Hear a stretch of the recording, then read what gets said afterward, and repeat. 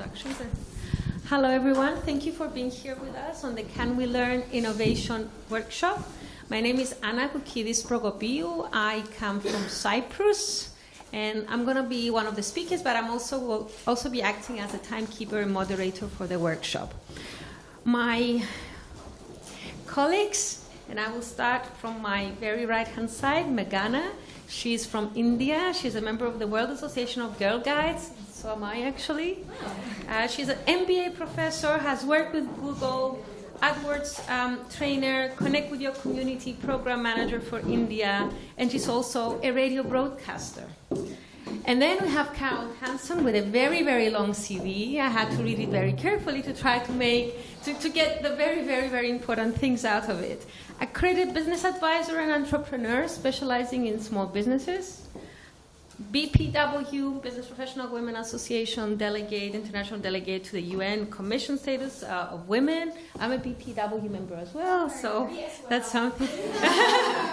So, has served even as councillor in local government, has represented the Australian government in many, many international bodies, too many to mention. So thank you, Carol, for being here. And then we have Eleonora Spaniolo from the Netherlands, entrepreneur, creative person, founder of Collab, founder of the Creativity Project, and I'm sure you can check everything online. She has created a revolutionary business school for creators and innovators, but also is a very strong public advocate of drawing attention to mental illness in the Netherlands. So I will give each speaker 10 minutes to present their own case on Can We Learn Innovation, then we can open the floor to questions and answers. Just making a brief note. If you want to ask any questions, you need to use a microphone so it can be videoed and it can be heard when someone is watching the video later on. So, Meghana, here you go. Thank you. Thank you so much. So, there's a very famous anonymous quote which says, if you are not open to learning, nobody can help you. But if you're determined to learning, nobody can stop you. Wishing you all a very good morning and a very happy Women's Day. It's such a pleasure to be amongst all of you and talking about something which is dear to all of us, and that is innovation. The first question we need to ask, what is innovation?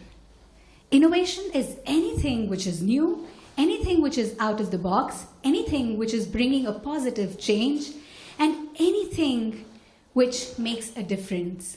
It could be one of these or all of these put together. So there are a lot of processes where we can innovate. So if we ask the question of how people innovate, there are very famous and widely used processes called the design thinking process, which is of 5 steps, where first you empathize, then you define, you ideate, you prototype, and then you test. These are the 5 process steps of innovation. When I say empathize, it's about getting into the shoes of the person for whom you're trying to solve. So innovation is all about problem solving. We identify something around us and we want to find a solution to do this in the same way or in a better way is what is innovation. So I think the example of Walt Disney is very befitting here. When he created the Disney World, he went kneeling on his knees to see how the kids imagine the Disney World. So that is empathize, when you really consider the person whom you're solving for. Then define. It is about defining that problem statement. I'm sure all of us have so many problems which we would love to solve, be it the status of women, be it voice against violence. There are so many things we want to solve for, but defining that point precision of what we want to solve is the second process of design thinking. The third one is to ideate. That is being open to listening, being open to ideas, involving the key stakeholders and the people whom we are solving for. Pooling ideas, brainstorming. I mean, it's always better to have 5 people have perspective than just one person's perspective. And the fourth one is to prototype, wherein you create a simulate model to see how your idea solution is working and how relevant it is for your audience whom you're trying to solve the problem for.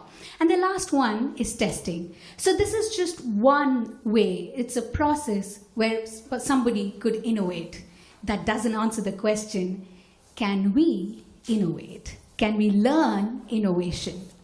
What do you think? Can we learn innovation? I'm sure we'll have combined answers. While some of us feel, yes, we can learn innovation because it's a practice, it is about doing it, it is about, adapting, and we definitely can learn innovation. But some of you might be of the opinion that it is innate. It has to come from within. You need to be born creative to be innovators, right? These are some of the thoughts we have. Let's just explore a few ideas and thoughts to see if we can really learn innovation. When we consider the question, what drives innovation, or what is the drive which helps people innovate, there are two answers for this. One is necessity. They say necessity is the mother of invention. When you are pushed towards a corner, you really have to find a solution to get out. And that's when you innovate. You cannot agree with the status quo. You have to come up with a new solution. You have to think. You are forced to innovate and find a solution.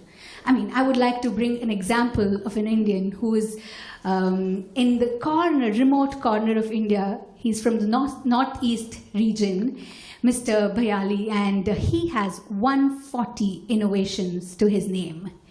This place is not very well connected. They do not have basic amenities, no internet, hardly any phone calls which can reach this place.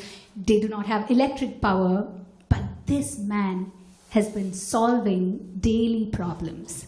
And that is innovation. It is about understanding what we really need at the moment and solve for it. Other type of innovation, the other drive, is innovation for the sake of innovation, wherein people they have a long vision, they think forward, they imagine, and I'm sure all of us, the first thing which comes to our mind is Steve Jobs. He had the foresight to see what people needed. He had the foresight to create something new. The iPod, iPad, iPhones, all of this were his thought. He believed in the mantra of think different, and that's what he rightly did every time. And for us also to innovate, thinking different, every moment, every second is very important. Now, coming back to the question of can we learn innovation? How do people innovate? Like, what do they do to innovate?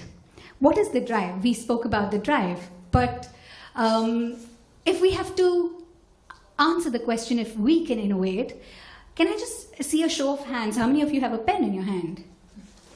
All of us do, right? Fantastic. So, what do we use it for? To write? Yes? To record? Yeah, to point. Can you take a moment to think of 5 different uses of this pen apart from writing? Just take a moment to think. How can you use this pen differently, not just as a pen?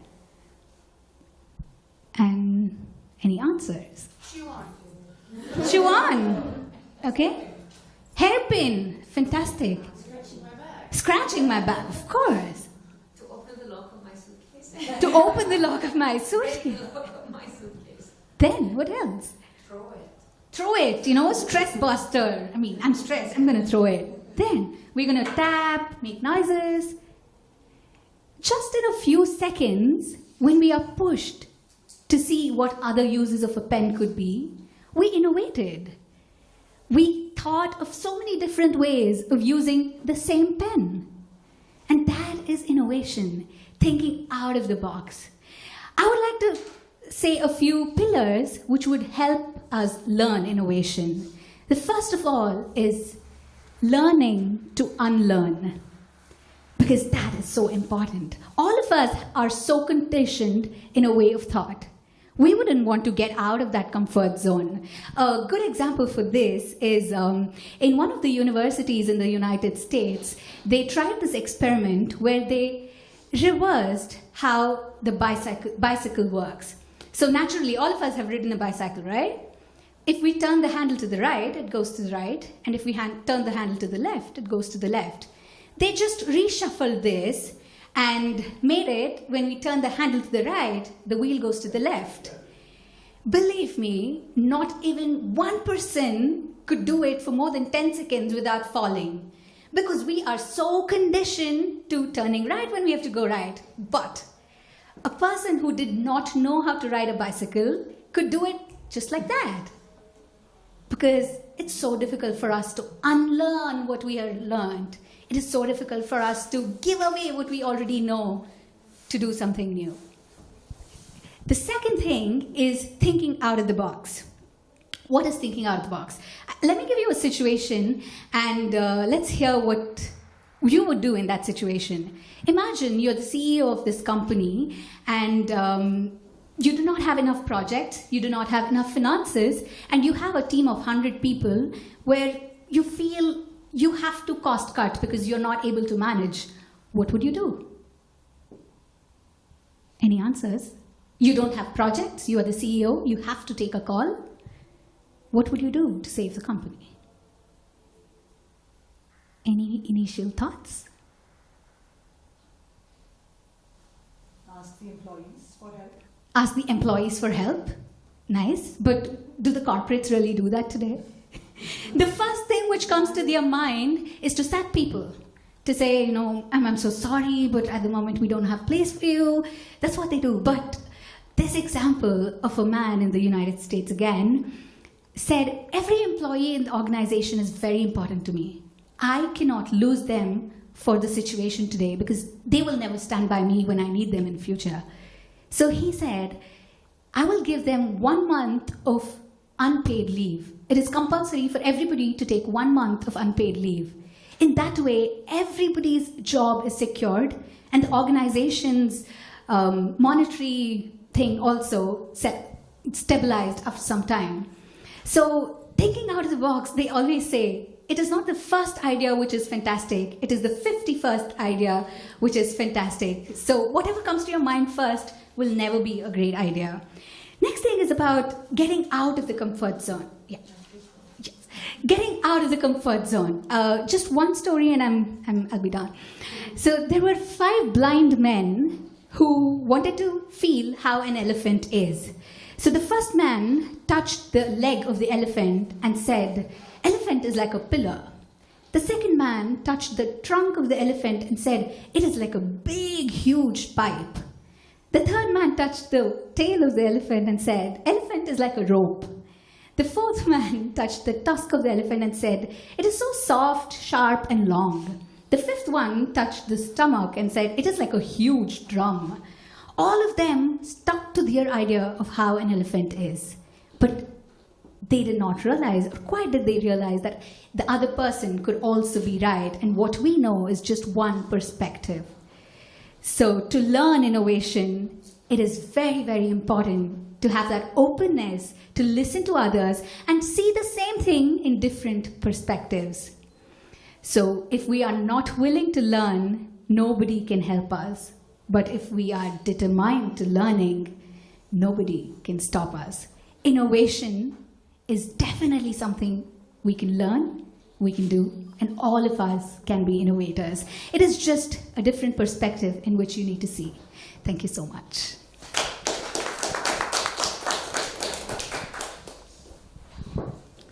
Thank you, and thank you for coming to this session.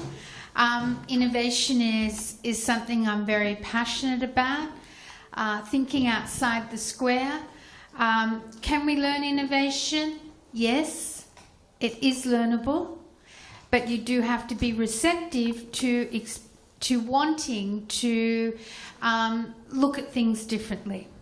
Let's have a little example of, I suppose I should give a little bit of information of why I look at things differently. I was, for those that are at the plenary, I did share that I was the daughter of a woman who grew up through the Depression and World War II. So they made something out of nothing all the time. So there's the pot scourer made out of the bags that the onions come in, hand sewed together. So that was still happening at 96 years of age.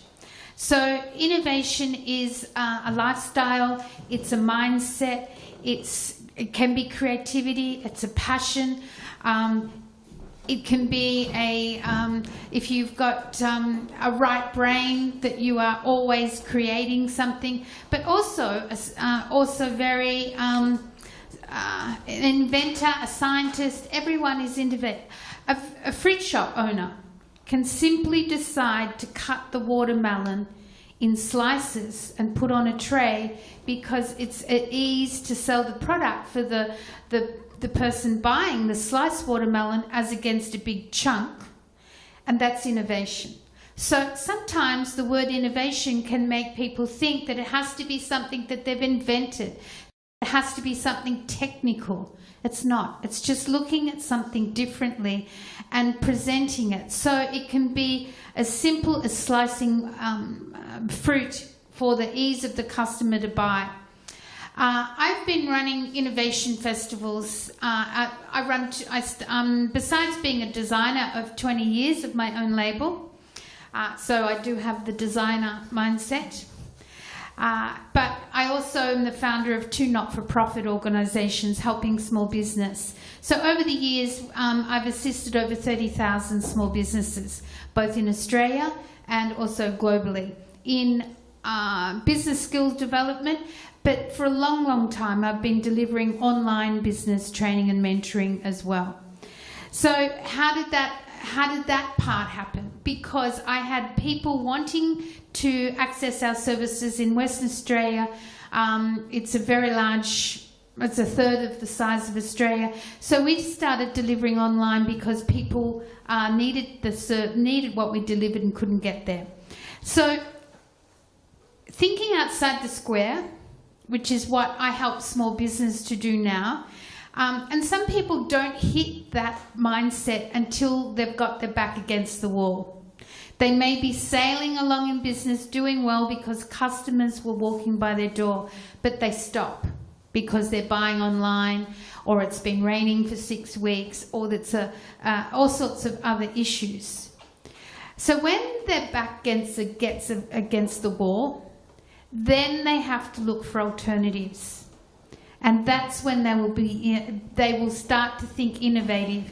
So some people, when their business fails, do they come up with a gigantic best solution and start a second business or start a third business? So business failure can drive innovation because the people or the person is prepared to look at things differently and to see a new angle. So it's like sometimes when people work at home, they can get very insular, very engrossed in what they're doing. So I say, go out the door in the morning and come back in. Look at things through a new set of eyes. So individualists are always creative. And we are going through a trend, a global trend at the moment, of people wanting to individualize, whether it's their car, whether it's their sneakers, whether it's the garments they wear, they want the one and only. But that actually happened back in the 60s with the Carnaby Street, with innovation and creativity back then. And everything repeats itself. Basically, as a designer, you can see the repeating cycle every 20 years' time. It just repackages itself differently. So when I look at things to share with you today, I brought some of our last year's Innovation Festival flyers, which you can take. There was over 90 events over 6 weeks. Many of them were online, and all of my energy efficiency are still available, and they're free for you to access. But the need now, the urgent need to be innovative, is because we are reaching with the fourth industrial revolution a global change. The global change is that where you are all working or where your business is currently, perhaps its client or its target market will not be there, because we are facing the end of corporations in the day-to-day way of their doing their business, and will be using digital platforms. By the data from Alibaba's data is that the year end of the corporation, by 2020 they'll all be on digital platforms. So if people who've got jobs in corporations, they will continue to drop the employment. The 8-hour work week by 2036 will be half of the workforce. And by centralised commerce, 80% of global trade will be conducted by small businesses, individuals or freelancers. Now, if that is, we're talking about the world here. If you are not creative and innovative to find your niche, then you are going to have trouble paying for your house and eating and sending your children to school. So it is that urgent for you now today to think of your business. What are you creating? What are you making? How have you personalized it? Do you own your intellectual property? Do you own your trademark? Do you even understand what a trademark is? Some people think their business license is they own their name. They don't, unless they've got a trademark. So look at what you own in intellectual property. The fourth industrial revolution is here. Artificial intelligence, big data, the jobs that are here, they will all be slowly disappearing. You now need to look at new opportunities for yourself, your business, your family, and for those around you. Because the time is clicking, and if we've got, 7 or 8 billion in the world today, 2 minutes, that will be doubling in the next 10 or 15 years, as they say. So the competition for you to be an entrepreneur, for you to be your business to be innovative, is going to seriously multiply. So stay relevant. Think of what happened to Kodak. Think of if they only captured digital imagery and started selling digital cameras instead of having their head in the sand, and how they disappeared. Think of the people who are making businesses with cassettes. Think of Marks and Spencer's, that their buyers got complacent. They thought they would always have customers demanding their product. They went out of favour. So I could give you lots and lots and lots of sayings and things, but you can be creative if you look at things differently. And if you are if you are in a bubble and can't do that, ask the people around you, but not the ones who are only going to agree with you. They are not helpful. Ask those who are prepared to be critical to you. What do you think of my product? What do you think of my business? How do you perceive it? What would you want to be done differently as a customer of what I deliver? So look, you need to get a new set of eyes. And sometimes it's a shock. Sometimes it's having your business in trouble. Sometimes it's realizing you could be without a job. And how are you going to survive? So look at things differently, but I want to urge you to say the clock is ticking. You need to be innovative now, and it's possible to everybody. It may need a new skill set. It may need attending a lot more forums and conferences, or exposing yourself but one day the light globe will come on. Thank you.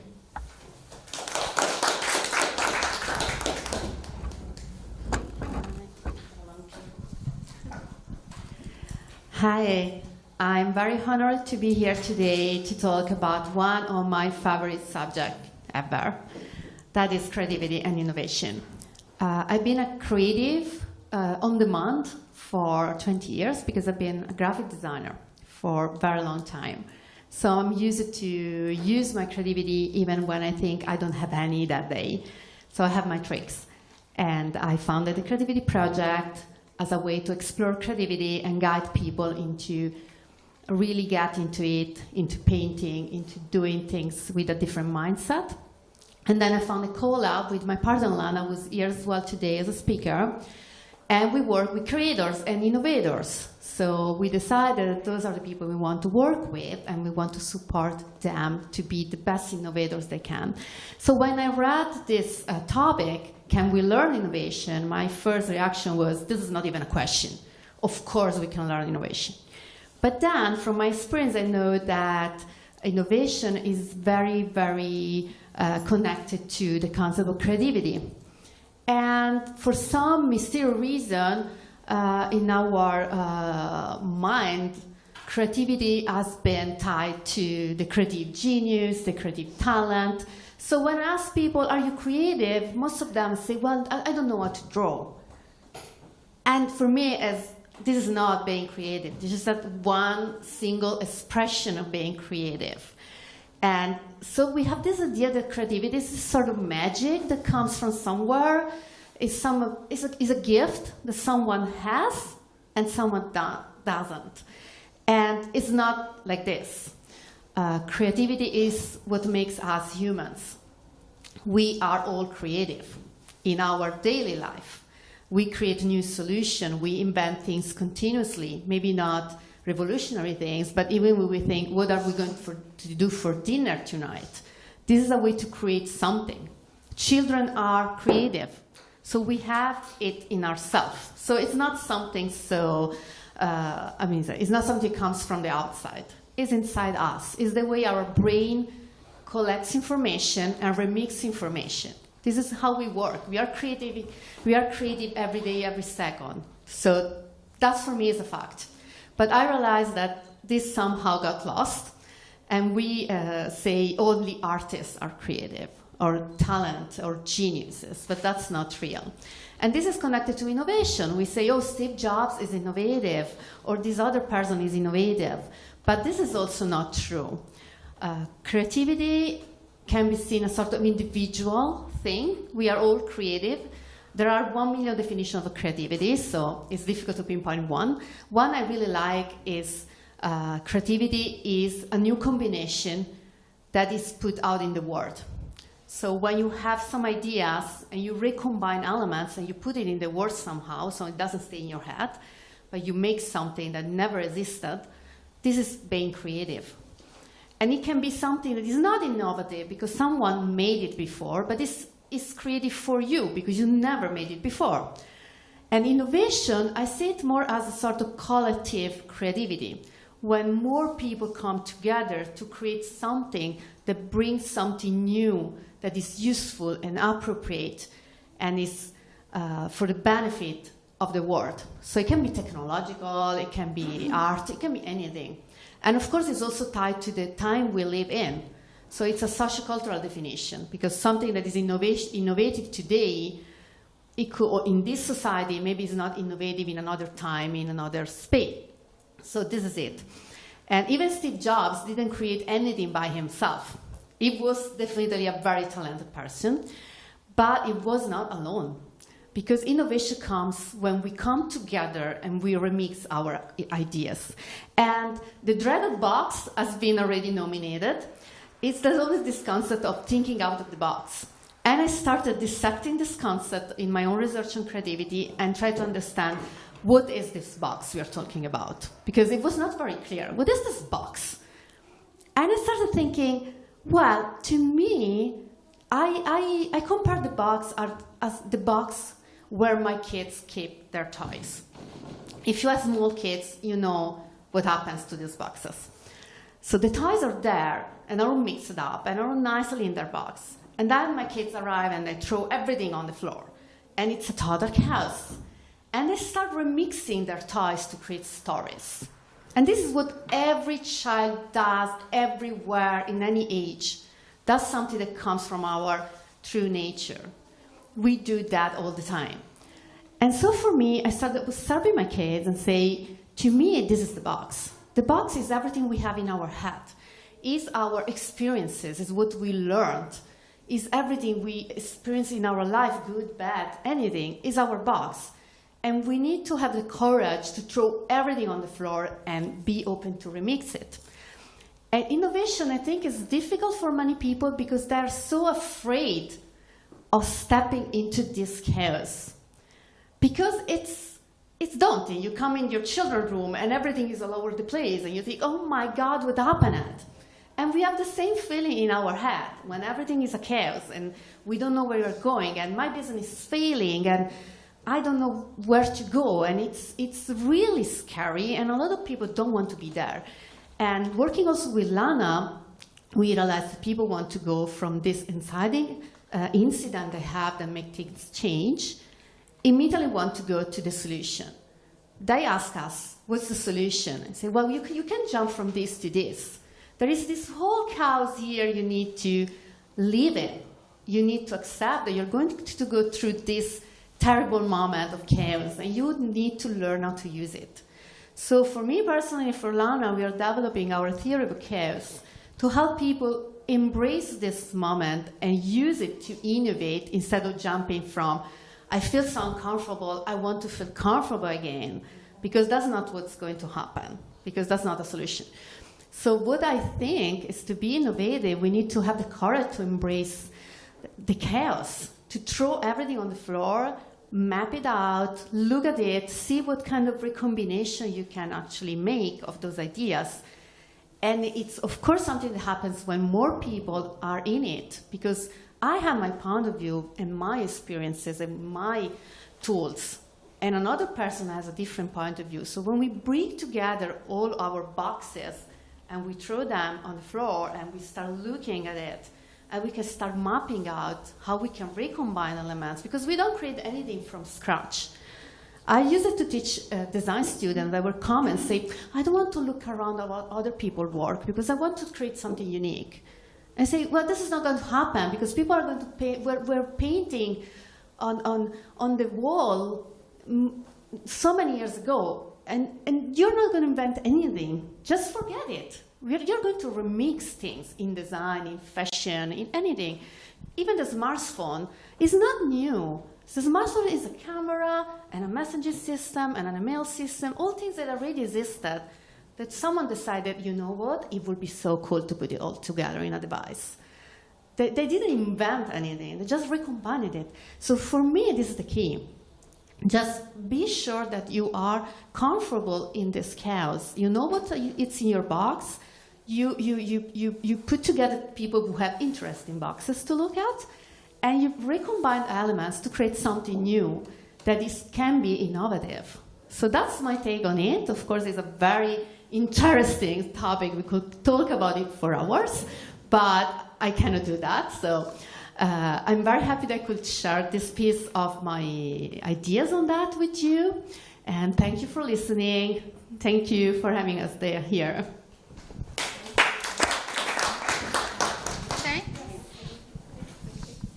So now it's my turn. I'm glad, because the presentations that went on before me covered quite a wide range of what innovation is, because what I'm going to talk about is slightly different. For me, innovation is a female business. Why is it a female business? Because women are not part of the establishment. We've never been part of the establishment. Every single time we have to go down a new path, we open our own way. Behind every successful woman is usually herself. So I think by definition, by default, we are the greatest innovators on this planet, because we haven't been let in the establishment. Now, in my mind, innovation has three main characteristics. Innovation doesn't happen in a lab. It happens every day in our own home. Every day we wake up and we seek to do something differently, we innovate. And getting out of our comfort zone and doing things that we're told we cannot do is innovation. And let me give you an example that leads on to the second characteristic of what I think innovation is all about. Innovation is not a single event. It can often be a leap of faith, a leap of faith jumping into the void, but actually it's really an accumulation of precedents, things that others have done before us, or an amalgamation of actions that we have taken into the past, which make us be an agent of change at a particular moment in time. Rosa Parks was an agent of change for the civil rights movement in the United States. Well, Rosa Parks didn't wait for the bus on that particular day and just decided to go and sit because she said, I can't stand at the back of the bus anymore. Now, Rosa Parks was actually an activist, a feminist. She was very well known in her local African American community. She had urged young girls and women to fight for their rights as workers in the community, and she had even helped younger women and girls to go to the police and report incidents of sexual abuse and harassment.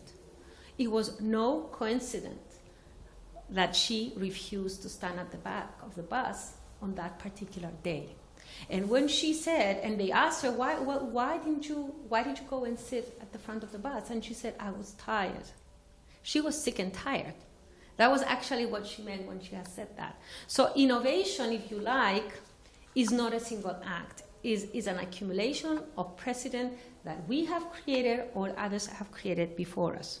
Now, innovation also, the third characteristic which I think is very important for women is that innovation often comes through collaboration, because we need to fight in a group to make our voices heard.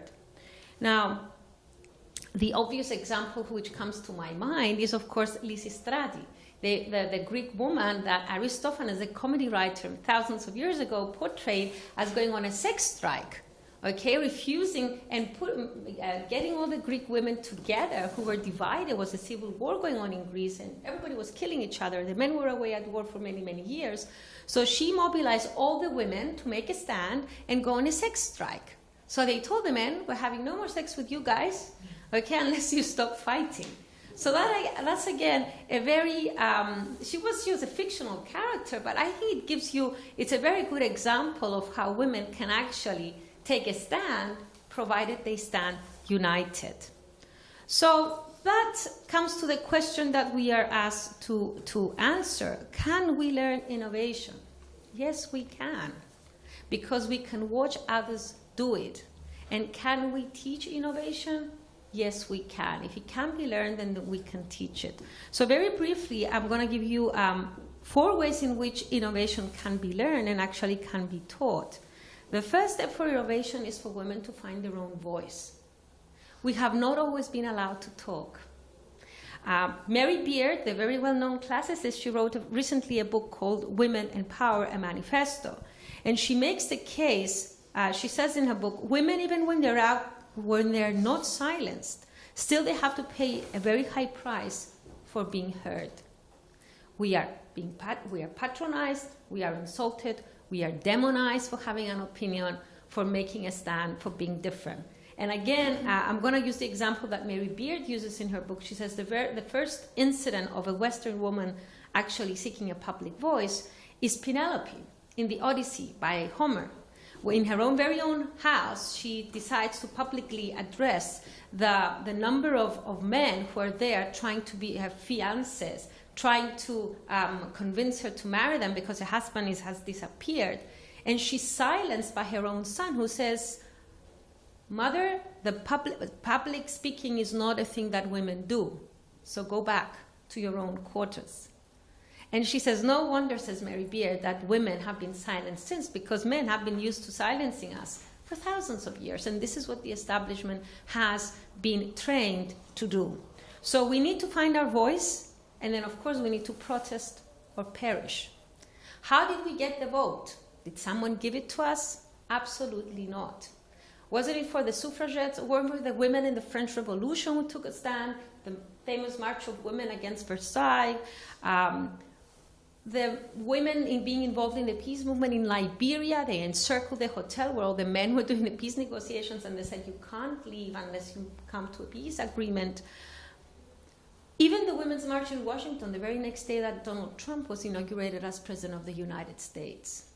So it's not very pleasant, it's not very easy, but we have to ask. Unless we ask, we do not receive. And that brings me to my third point, that nobody's going to invite us to sit at the table. So we need to make our own seat at the table. And this is something that Sheryl Sandberg is very fond of. I don't know if you heard the leaning term, her book. And she was making the point that nobody's going to invite you to come at the negotiating table. Nobody's going to invite you to be the CEO. You need to make your own seat at the table. And of course, once you do that, you need to empower other women to do that. Because we see that quotas sometimes don't work because the women who come to those positions on the board are not actually much concerned about bringing other women on board or promoting the middle managers or having equality policies within the company, which when they have been appointed. You have women in parliament and maybe they don't care about gender diversity and equality. So it's very important once we have a seat at the table, be it at a company, on a board, in parliament, in politics, we need to empower other women. We need to open the way to the younger generation to follow us. And I'm going to end my presentation with something that Simon Sinek said. He says, the greatest achievement of leaders is to create other leaders. So I would say the greatest achievement of women leaders is to create other women leaders. And this is what innovation is all about. Thank you. So I think we can now open the floor to discussion, to comments, suggestions, any points you want to make, or even questions you want to address to the speakers on the panel. Yes? We need to use this. Can you just say your name and where you're from? Sorry. Yes, my name is Shirley Kastan. I'm coming from Turkey. Actually, my question is how to convince people to make innovation once they're migrating from one place to another one. We are working with mostly Syrian refugees in Turkey and trying to make a food entrepreneurship program trainings for them. But they think that they're outsiders and the things that they will do will not fit the society. But we know that with time that the biggest innovators are once refugees because they see what they have in hands and what they have in hand right now, and they innovate something that will be useful for the others. But we're having hard time to convince them that they can be useful to the society. Shall we take one more question and then people can decide who's answering? Any more comments? Okay, so we'll take it from there. Here you go. Okay. BPW member. BPW in Turkey is very strong. The Innovation Festival, if you create an innovation, it can be online. So people who would like to contribute to help the refugees for your project. And the amount of talent in Syria was unbelievable before all this trouble started. In fact, I've listened to many women, young women entrepreneurs from Syria before the trouble. So my suggestion is the world today is after products or services with a story to tell. The women in Syria would have enormous talents and enormous stories, but with facilitating them simply by creating an online shop through something like an existing, like Etsy, with an existing platform with absolutely millions of followers of small products with a story to tell. So maybe something as simple as handmade paper into cards with the messages of hope, or perhaps you can give them. I run some of our training and mentoring. Do I have translated into Farsi for my women's charity in Iran that I assist, right? So language is no barrier. So if you look at online technologies, I'm sure if you put it out, you would find thousands of people throughout the world who would help you with translation, who could help set up mini online shops so they can sell to the world. And Kiva is actually a funding platform where you can put all the little ideas that these women would like, whether it's facilities, whether it's equipment they need, that other women throughout the world can fund. I fund women in Jordan and they pay me back, I think, 75 cents every 2 months. to buy stock. Everything is possible if you just think outside the square. Yeah, I just thought. Okay. So I thought it was more about the mindset change, wherein you need to motivate them to be accepted that it is okay for them to come up with what they have. So that was precisely, if I understood the problem right, because they feel. They have lots of problems, but one of them is they think that the society, and most of them, because of the politics and so on, they don't right away. Yeah. But once they have the feeling that they, no matter what, they will be not accepted to the society, they don't try. Yeah. So maybe something to empathize with them, tell them they are valued, they are one amongst you, and maybe some initiatives like she mentioned where you can have a fair for them, like get-togethers where they can give in their ideas and whatever they have innovated, where a platform is created for them to share openly without any inhibitions. I think that initiative where somebody can give them that confidence that they are also valued would probably help them change from that mindset of not sure if they want to express to being confident to be heard. Yeah, I just wanted to add that I understand that people are afraid of different. So, of course, when these people come in a new society, the new society is not accepting them because, oh my God, these people are different, they speak different languages, so they feel threatened. Unfortunately, this is the reaction that we see. But I also know that when you are developing ideas, when you want to be innovative, the first advice is always ask to someone who's not in it. Because they have this value that they are different. We need diversity. So their biggest value is they come with a different story and they come with a different point of view on the world. And they can use it instead of hiding it, and they can be proud of their stories. So if in any way you can find a way to take these stories from them and take everything that makes them different and special and unique, and they can build on that instead of just trying to hide. And part of the society will never accept the different because that's unfortunately how the world works. But I think that we need to build, each of us needs to build on our strengths and our diversity and what makes us unique instead of trying to become like everyone else. So this is their strength and their most important value they have to give to the new society they're living in now. I don't know if it's any helpful, but that was just my point of view. Any more questions, comments, suggestions?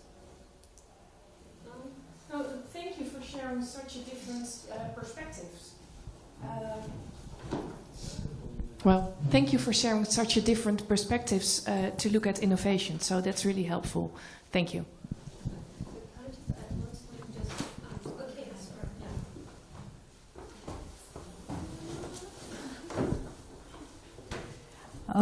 I wanted to talk about innovation from the perspective of what I do. So my partner, my business partner, and I are... We have a sustainable fashion brand based out of Amsterdam, and we work with rural artisans or craftspeople in India. So when we talk about innovation, for us, that's really one of the fundamentals to our business model, in the sense we use design, European design, to translate old skills, traditional skills, into modern products. So at the moment, I'm wearing a multifunctional, innovative textile product. And what my question is really, as a brand, is one innovative product enough, or do you have to keep innovating? Kariga. Kariga means artisan in Hindi. So it's, And you wear it, yeah. That's beautiful. Comfortable right now. It's very And your name? My name is Kanak. So, I mean, you had the answer in your question. So innovation doesn't stop with one. Innovation is a continuous process where you think differently every day, every moment. Because I mean, just an example, when you write down something and you read it, proofread it the second time, you will have multiple ideas to refine it. And that's what innovation is. So when you have one product, it doesn't stop there. You will find different ways of doing new products. So as a brand, for a brand to grow, you could always have new additions, and that will always add value to what you're doing. Thanks. Okay, I take designers from around the world to India all the time. And I also get them free airfares and accommodation if you, as part of my not-for-profit, what I dig up. Okay, the thing with designers and labels is you may be innovative now, and then the mainstream jumps on the bandwagon and it becomes mass market, and it's no longer directional. So you are constantly have to be innovative if you're in a directional. In India, it's that whole area, Pakistan, India, Afghanistan, is the home of needlecraft, the birth of needlecraft. So you can go on endless. But what you need to do is realize that if you're supplying a particular town, The Hague, if you're from another part of Netherlands or where else, that then boutiques want exclusivity. So you have to develop other brands catering to other markets, so that you get market share and you get enough volume to keep your business going. There was a label in US, New York, can't think of it right now, but she had 37 labels. So in a department store, she had the plus sizes, the petites, she had the sportswear, she had the activewear, etc., etc. So she had product, but she also supplied the store next door because she had another label. And that's where you can get, because you won't survive in this industry without margin. It's all about margin. So if you want to pay living wages to the artisans in India and keep doing better work, you've got to look at the margin you can get here, and you've got to have intellectual property by owning your trademarks through the Madrid Protocol and elsewhere, and you have to look at creating more and more different labels and business development, just doing the design work for other labels as well.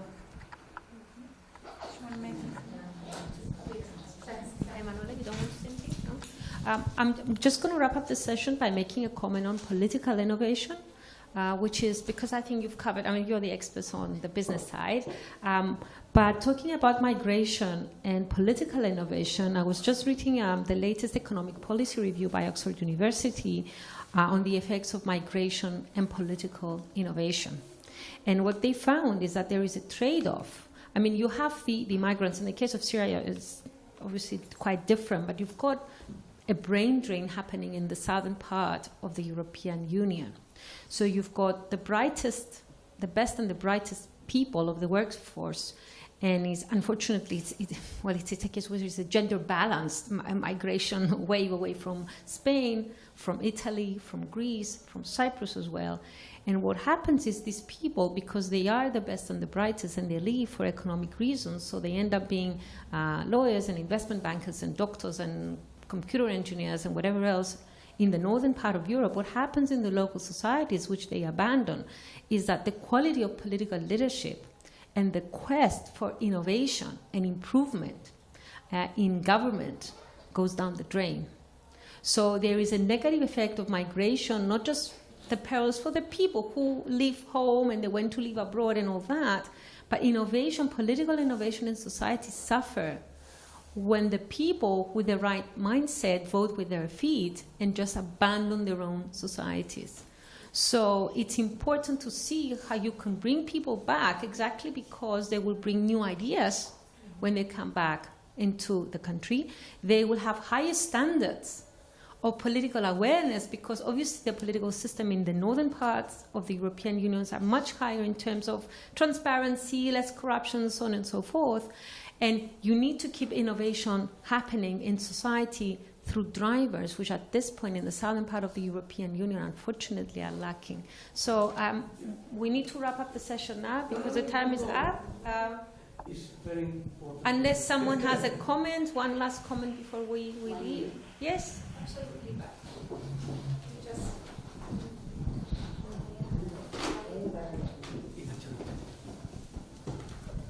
See, I am from India.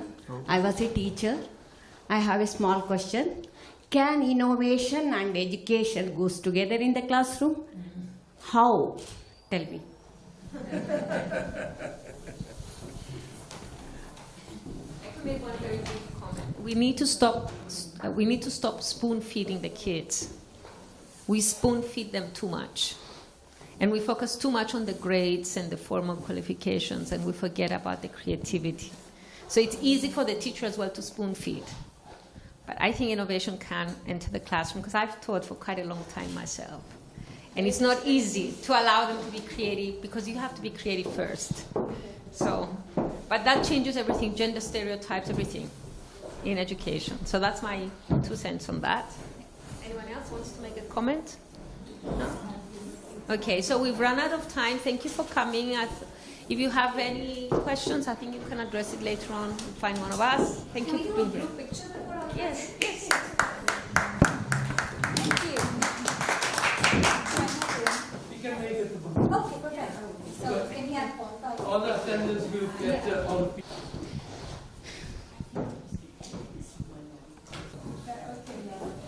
And things up for a nice man, eh?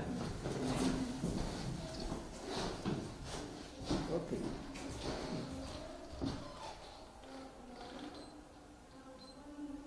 One second. Yeah. Are you ready? Thank you so much. Thank you, guys. Nice to meet you. Nice to meet you. No, I'm not going to New York tomorrow. Yeah? Yeah? I gave you the... Yeah. Wow,